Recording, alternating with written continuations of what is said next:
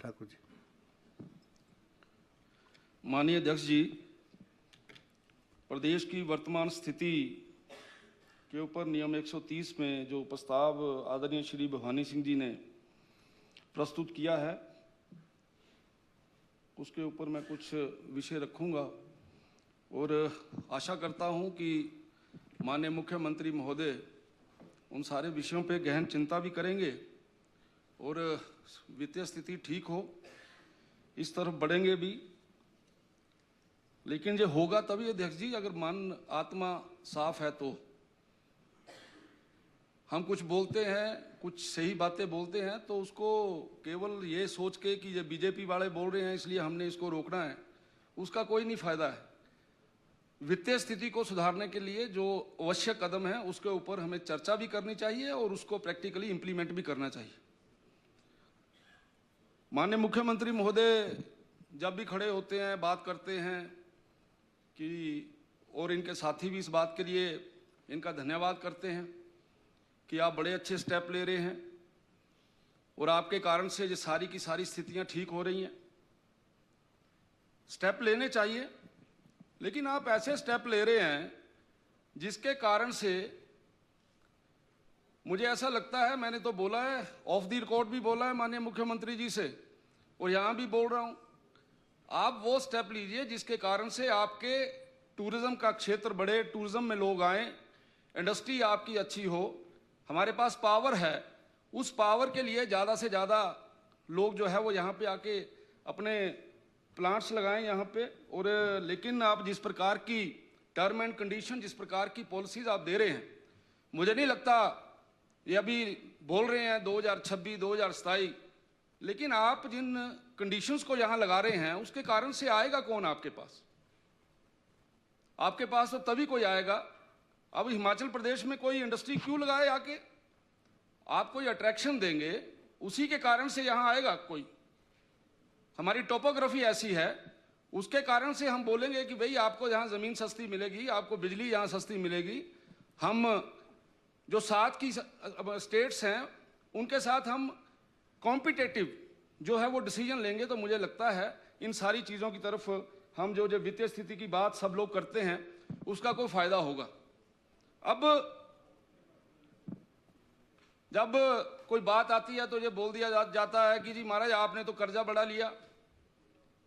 भी अच्छा होता कि आप बिल्कुल कर्जा ना लेते और आप चलाते, तब पता चलता कि ठीक है जी आप तो इस लाइन से हटे हैं। हमने तो जितना 5 वर्षों में लिया उससे ज्यादा तो आपने 2 वर्षों में ले लिया है। आपने 24,176 करोड़ रुपया इन 2 वर्षों में, अभी 2 भी पूरे नहीं हुए, मेरे ख्याल 2-4 दिन में और लेने वाले हैं 600-700 करोड़।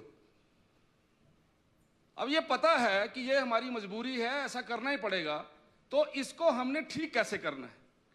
अब ठीक करने के लिए मैं देख रहा था, साहब कह रहे हैं कि 2 सालों से मैं बड़ी मेहनत कर रहा हूं, बड़ी ज्यादा मेहनत की है, तो ये मैं देख रहा था इनका रेवेन्यू रिसीट 2023-24 का हमारे समय में 38,945 करोड़ था और ये 23-24 के अंदर 38,000 करोड़ रह गया, -2.43 डिक्रीज हुआ है। अब कैसे आप वो जो आप बोल रहे हैं कि ऐसा मैं कर रहा हूं, तो उसके कारण से आपका रेवेन्यू रिसीप्ट क्यों नहीं बढ़ रहा? इसलिए जो आपकी जो पॉलिसीज और प्रोग्राम है उसके ऊपर हम लोगों को चिंता करनी चाहिए कि क्या हम किस दिशा में चले। मैंने सुबह भी बोला था, माननीय मुख्यमंत्री जी मेरी बात की तरफ ध्यान दें जरूर, कि आप इतना दबाव डालिए, आप इतना, हमारे पास है क्या? एम्प्लॉयमेंट कहां से मिलेगा?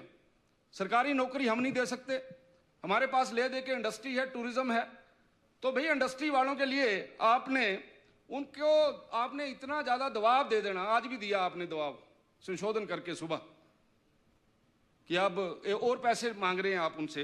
ये देखिए, ये मैं थोड़े से इंडस्ट्री के बारे में ही बोलना चाहता हूं। आपने लाइसेंस फीस में 192% बढ़ाया है आपने, यानी जिसकी लाइसेंस फीस 55,000 रुपया थी उसकी 1,60,000 रुपया हो गई है, 45,000 रुपये वाले की 1,50,000 हो गई है। अब फार्मास्यूटिकल लाइन में आप लोगों ने प्रोडक्शन की लाइसेंस फीस है, प्रोडक्ट लाइसेंस फीस, उसमें आपने 70% वृद्धि कर दी है। इलेक्ट्रिसिटी ड्यूटी आप लोगों ने बढ़ा दी है, इलेक्ट्रिसिटी टैरिफ आप लोगों ने बढ़ा दिया है। अब इंडस्ट्रियलिस्ट ने अगर कोई नया कनेक्शन लेना है, आप 1 किलोवाट का कनेक्शन लेने के लिए 200 रुपया लेते थे जी, अभी आप लोग 200 की जगह 2500 रुपया ले रहे हैं। कौन आएगा आपके पास? इसलिए इन सारी चीजों के ऊपर ध्यान देना अति आवश्यक है। हम बोलते हैं इंडस्ट्री के अंदर मुख्यमंत्री स्वावलंबन योजना, जो आदरणीय श्री जयराम ठाकुर जी के नेतृत्व में एक यहाँ योजना लाई और उसके बहुत फायदे हुए। धरातल के ऊपर अगर उसको देखा जाए तो मुख्यमंत्री स्वावलंबन योजना के अंदर नौजवानों ने सॉफ्ट कर्जा लिया, उनको सब्सिडी मिली और उसके कारण से एम्प्लॉयमेंट भी बढ़ा।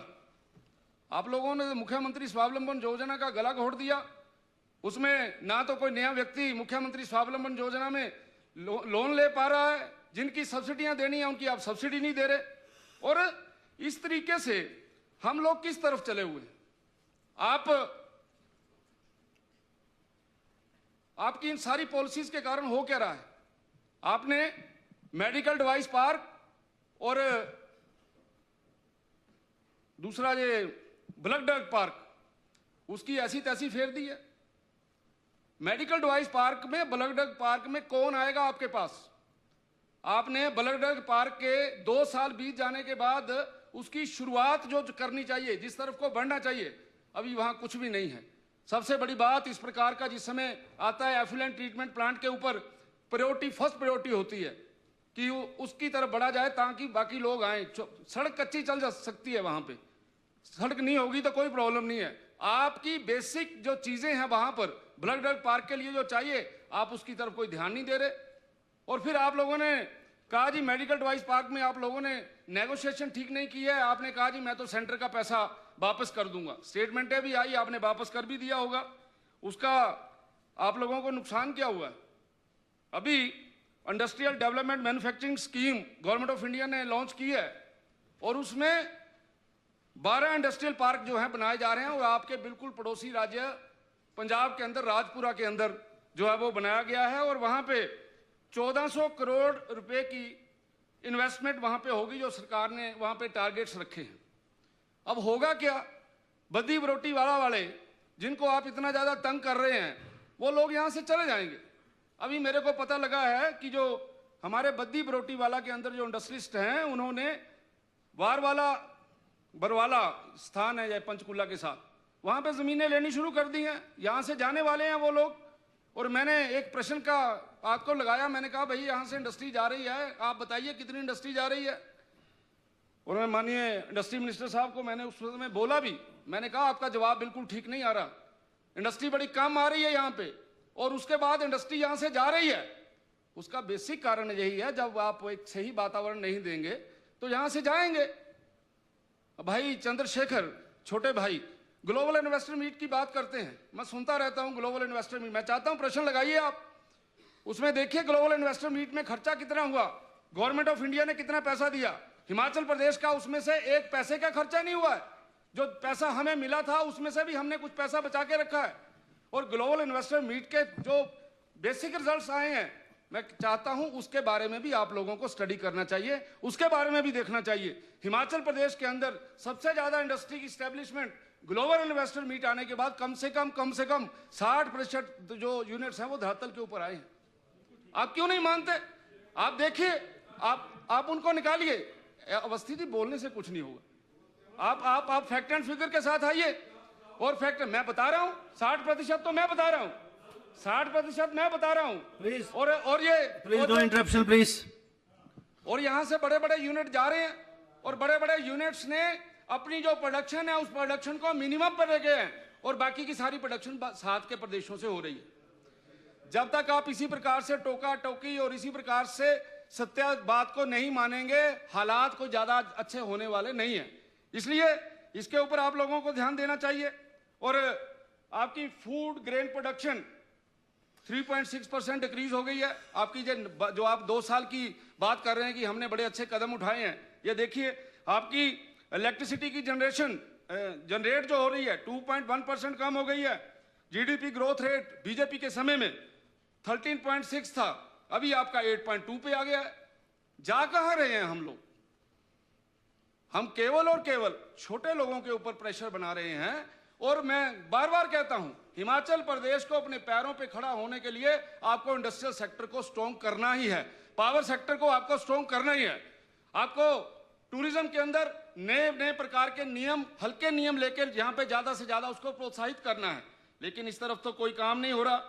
और इन विषयों के ऊपर कई बार हम कोई बात बोलते हैं, आपको अच्छी नहीं लगती, लेकिन सच्चाई है। आपके मन के अंदर अगर ऐसा है कि हमने इसको ठीक करना है, पैरों पे खड़े करना है, तो लो ना कठोर जो आपको कदम उठाने चाहिए। बार बार इधर से बोलते हैं, उधर से टोका जाता है। चीफ पार्लियामेंट्री सेक्रेटरीज के बारे में बार बार बात होती है, चेयरमैन वाइस चेयरमैन के बारे में बार बार बात होती है। फिर ये कहा जाता है कि आपके जमाने में ये चीजें थी, हमारे जमाने में जो चीजें थी तो हमने कभी कर्मचारियों की तनख्वाह पहली से 5 तारीख को नहीं की। अगर हमारे जमाने में जो सारी चीजें थी तो हमने कभी यहां खड़े होकर वित्तीय हालत ठीक नहीं है ऐसा रोना नहीं रोया। इसलिए इसलिए इसलिए हम लोगों को जो कठोर कदम उठाने पड़ेंगे। पिछली सरकार के समय में मान लीजिए कोई गलत डिसीजन लिए हैं, कोई पॉलिसी गलत बनी है, हमने कोई गलत डिसीजन लिया है, रिव्यू करिए ना। कौन इनकार कर रहा है? कोई इनकार नहीं कर रहा। आपने उसको ठीक करना है, उसके लिए हम आप लोगों के साथ हैं। लेकिन आप लोग जहां से 5 पैसे बचाते हो और लाख रुपया खर्च करते हो, ये कैसे आपका ठीक होगा? आपने ये जो सारी चीजें हैं इनके ऊपर ध्यान देना होगा। अब हमारा वित्तीय ठीक हो, भाई आपका ठीक होगा सारे का सारा। आपने बहुत बड़ा डिसीजन ले लिया, अभी आपने माइनिंग पॉलिसी के अंदर कई प्रकार की अमेंडमेंट कर दी, लेकिन क्रशर लगाएगा कौन आपके? आप रोज तो उनसे पैसे बढ़ाई जा रहे हो, बिजली की दरें बढ़ाई जा रहे हो, सेस लगाई जा रहे हो, कौन आएगा आपके पास? और जो यहां पर हैं, जो यहां पे माइनिंग करते हैं, उनकी हालत क्या है आपको बड़े अच्छे तरीके से पता है। आपकी पार्टी के बड़े नेता, आपकी पार्टी के विधायकों के इलीगल माइनिंग में टिप्पर पकड़े जा रहे हैं। और तो कोई बात नहीं, पकड़े गए तो हमने कौन सा इनकार करें? पकड़े हैं तो पकड़ो, आप पकड़िए। यानी जो आज हो रहा है वो गलत ठीक हो रहा है, आज जो हो रहा है वो ठीक हो रहा है। अगर आपके राज में हमारे टिप्पर पकड़े जा रहे हैं, कौन रोक रहा है आपको? कभी हमने फोन किया आपको, इंडस्ट्री मिनिस्टर को बोला है कि हमारा इलीगल टिप्पर किसी का पकड़ा गया तो उसको करिए?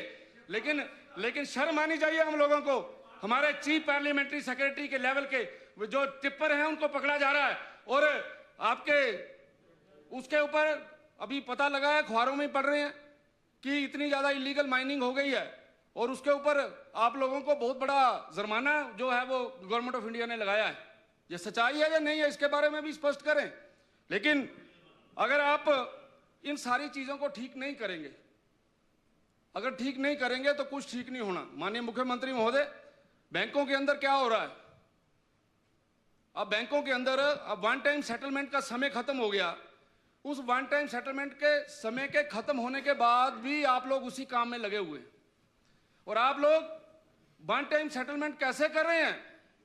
जिस व्यक्ति के पास असेट्स हैं, जिस व्यक्ति ने कुछ चीजें आपको गिरवी वहां पे रखी हैं, सारी की सारी चीजें हैं, उसके बावजूद भी वन टाइम सेटलमेंट हो रहा है। ऐसा क्यों है? अगर आप लोग इन चीजों की तरफ ध्यान नहीं देंगे तो कोई बहुत ज्यादा अच्छा इसका हमें कोई बोलिए कि इसके बड़े अच्छे रिजल्ट आएंगे, रिजल्ट नहीं आएंगे। आपके आईपीएच इतने, हम जब ईमानदारी से काम करेंगे तो बिजनेस वालों को आपके एक्शन को नहीं उठाना पड़ेगा। आपके बग्गी के बड़ा बड़ा स्ट्रॉन्ग शब्द बोल दिया, चलो निकाल दो जी, स्ट्रॉन्ग तो चलो निकाल दो। अनियमिताएं, वो ताजी ताजी खिचड़ी खाई है, बोला गया होगा कुछ। कोई नहीं, काट दो, कोई बात नहीं। अनियमिताएं लिख दिया है जी, आपका शब्द अनियमिताएं कर दिया। कर दो, बदल दो, आपको तो हक है, जो मर्जी करें सर। और बड़ा स्ट्रॉन्ग है, आज लास्ट डे के लिए स्ट्रॉन्ग है। अच्छा, पानी डाल लो, पानी डाल लो, पानी डाल लो, स्ट्रॉन्ग डाइल्यूट कर दिया ताकि आराम से जाए अंदर। मैं तो ये जो विषय मैं बोल रहा हूं, आपके आईपीएच विभाग के अंदर कल एक बात आई कि अभी एक ही डिवीजन की बात आई है सर, कि एक ही डिवीजन के अंदर प्रोवाइडिंग एंड फिक्सिंग 1 करोड़ से ज्यादा हो गई। आपने कहा बड़ा अच्छा स्टेप लिया आपने कहा मैं सारी पेमेंट्स रोक दूंगा। आपके ध्यान में एक विषय आ गया, यहाँ के किसी विधायक ने उठकर बोल दिया, लेकिन क्या यह सच्चाई नहीं है कि पूरे हिमाचल प्रदेश के अंदर इस प्रकार से हो रहा है? हिमाचल प्रदेश के अंदर अंडर द टेबल सारे के सारे टेंडर लग रहे हैं। और इतना बड़ा, मैंने तो एक बात आपसे रखी है, मुझे धन्यवाद करना है माननीय उप मुख्यमंत्री जी का कि अगर इनके ध्यान में कोई विषय लाया है तो उसके ऊपर एक्शन भी करते हैं। लेकिन हम कितने विषय लाएं? आप सरकार हैं, आप सरकार के होते हुए इन सारी चीजों को लाओ ना। क्यों नहीं करते आप लोग? हम बोलेंगे तभी आप एक्शन क्यों करते हैं? आप लोगों को अगर सचमुच में वित्तीय स्थिति को ठीक करना है तो इन सारे विषयों के ऊपर आपको ध्यान देना चाहिए, इन सारे विषयों के ऊपर चिंतन करना चाहिए, ताकि हम जो IPH है, PWD है, इलेक्ट्रिसिटी बोर्ड है और इवन रेवेन्यू डिपार्टमेंट, इन सभी विभागों के अंदर जो चल रहा है, इन सारी चीजों को मुझे ऐसा लगता है बिल्कुल ठीक करना चाहिए। आपने, भवानी जी ने बोला कल बड़ा अच्छे तरीके से, अब सरकार में विधायक हैं, बोलना भी चाहिए, लेकिन आप बोल रहे हैं, आपने कहा कि हम लोग ऋषि मुनि, कहते हैं हम तो ऋषि, माननीय अध्यक्ष जी कहते जी जो हम काम करते हैं ऋषि मुनियों वाला, उसमें जो राक्षस हैं वो खलल डालते हैं। और हमने इनको बोला भी, मैंने कहा भाई बता तो दो, आपकी सीट अब हमारे पास है कि राक्षस हम हैं या ये हैं, पता लगे। अब बताइए, संस्थान बंद कर दिए आप लोगों ने। मैं यही डिफाइन कर रहा हूं श्री चंद्र कुमार जी, आपने संस्थान बंद कर दिए तो आप ऋषि मुनि हो गए।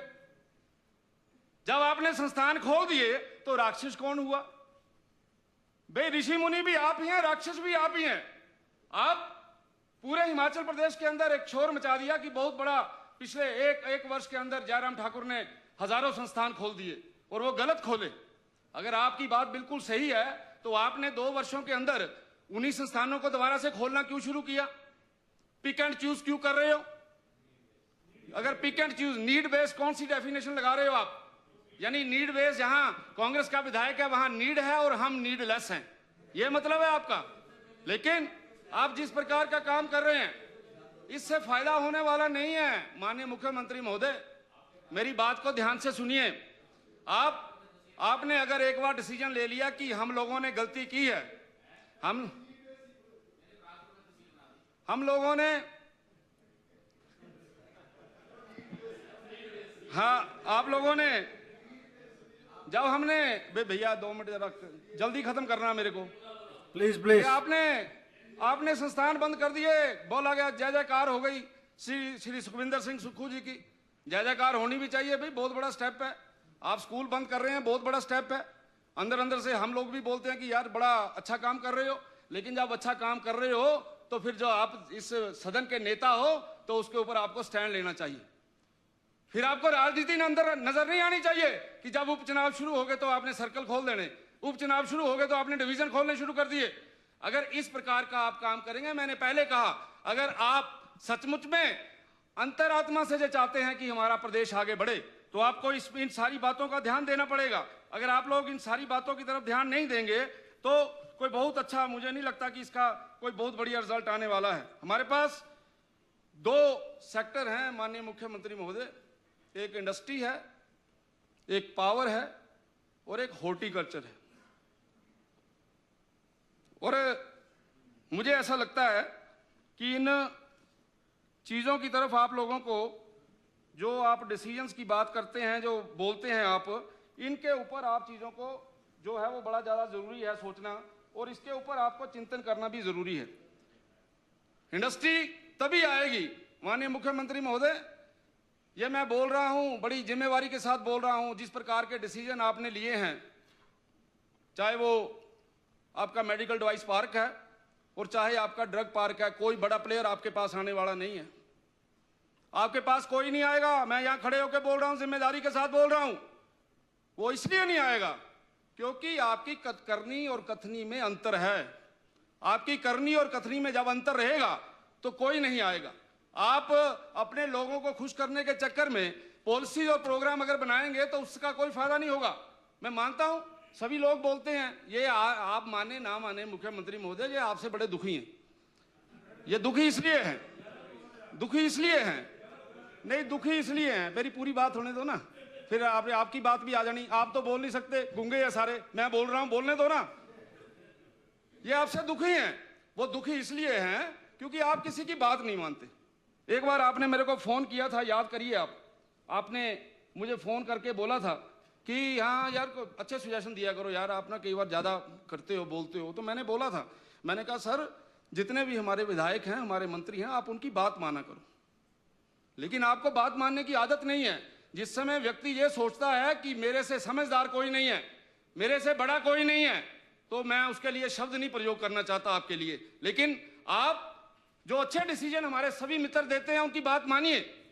वो मानी जा रहे, वो बेचारे रोई जा रहे हैं इंडस्ट्री मिनिस्टर, आप ऐसा करो, आप ऐसा करो। आप उसको कहते चल चल अपनी सीट पे, यहाँ कोई बात करने की जरूरत नहीं। यानी ऐसा वातावरण बना है। पहली सरकार ऐसी देखी है जिसमें, यानी माननीय मुख्यमंत्री जी ये याद रखना आप मेरी बात, क्योंकि पता को बड़े लंबे समय तक हम यहाँ पे कोई गेम खेलने वाले नहीं हैं। जो पता नहीं छोटी गेमें होती हैं। इतिहास लिखा जाएगा हिमाचल प्रदेश का, उस समय सभी का वर्णन आएगा। तो आपका जो वर्णन है कोई बड़ा अच्छा आने वाला नहीं है कि यहाँ आके बड़े बेस थपथपाते हैं जब माननीय मुख्यमंत्री जी कहते हैं 2027 में आत्मनिर्भर। कहाँ की आत्मा, कहाँ का आत्म, कहाँ का आत्मनिर्भर। आप जिस तरीके से चले हैं, मुझे लगता है हिमाचल के बारे में आप रोज टेलीविजन देखा करो शाम को, उसमें देखो हमारी क्या हालत है, क्या कुछ बोलते हैं लोग हमारे बारे में। इसलिए अगर कोई नैरेटिव बन रहा है तो उसके बारे में चिंतन करना अति आवश्यक है। जो नैरेटिव बन रहा है उसके बारे में सोचना चाहिए। अगर एलओपी साहब या हमारे लोग या उधर के लोग कोई आपको चार चीजें अच्छी बोलते हैं तो उसके ऊपर चिंतन करना चाहिए। और अगर आप इसी प्रकार से अड़े रहेंगे, आप किसी की बात नहीं मानेंगे, तो मुझे लगता नहीं है कि इसमें को बहुत ज्यादा अच्छा निकले। मैंने आपको इसमें बोला है कि अब कई बार भाई सोचेंगे पता नहीं हमारे एंटी बोल रहा है, मैं वैसे सजेशन दे रहा हूं, समझना चाहिए उसको। मेरे पास सेब के बाग हैं और मेरे को वहां से 50 करोड़ रुपया बचता है, मिलता है। मैं एग्रीकल्चर में आता हूं, इसलिए कोई बात नहीं है। लेकिन उसके बाद आपने वो उस पैसे से यहाँ होटल खरीदे हैं, उस होटल को आपने लीज पे पंजाब के लोगों को दिया है। बनाओ ना को कायदा कि जो हमारे व्यक्ति ने पंजाब के लोगों को लीज दिया है, लगाओ ना उस पर जो लगाना आपने, उसके ऊपर पॉलिसी बनाओ ना, ताकि आपको चार पैसे आए बड़े ढंग से। लेकिन आपने ये चीजें नहीं सोचनी। आपने क्या सोचनी है, गरीब को कैसे मारना है, इंडस्ट्रीज को कैसे भगाना है।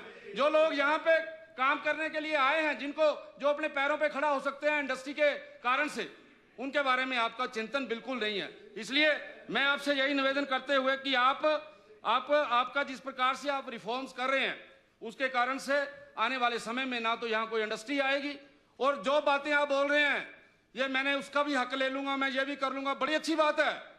लेकिन आप कभी जो कुछ करते हो उसके ऊपर कभी रात को सोते समय मनन किया करो कि मैंने सेस के बारे में ऐसा बोला था, स्टैंड कहाँ है, मैं क्या कर रहा हूं, खड़ा कहाँ हूं, क्या मिलेगा, क्या कुछ निकलेगा। अगर इन बातों के बारे में आप चिंतन करेंगे ना सर, तो पक्का सब कुछ ठीक होगा। और ये जो आपके छोटे छोटे जो गलत डिसीजन है, इनको ठीक करिए। अगर आप इनको ठीक करेंगे तो मैं माननीय अध्यक्ष जी ये दावे के साथ कह सकता हूं, हिमाचल प्रदेश की आर्थिक स्थिति ठीक होगी। लेकिन आपके मन में कुछ हो रहा है और आपके मुंह के ऊपर कुछ हो रहा है। अगर ऐसे आप चलेंगे तो हिमाचल प्रदेश बड़े लंबे समय तक सर्वाइव नहीं कर पाएगा। आपने मुझे समय दिया, आपका बहुत बहुत धन्यवाद। जय हिंद, जय हिमाचल। अब माननीय सदस्य श्री सुरेश कुमार जी, माननीय मुख्यमंत्री जी। माननीय अध्यक्ष महोदय, नहीं, एक पॉइंट है ना। एक इन्होंने बोला कि ये होटल खरीदा किसी ने प्राइवेट ने, मेरे को बता तो दो कि कौन है होटल 50 करोड़ का। तो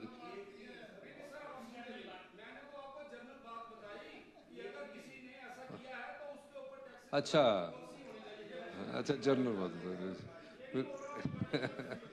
ठीक है। अच्छा स्वीपिंग स्टेटमेंट ठीक है, चलिए।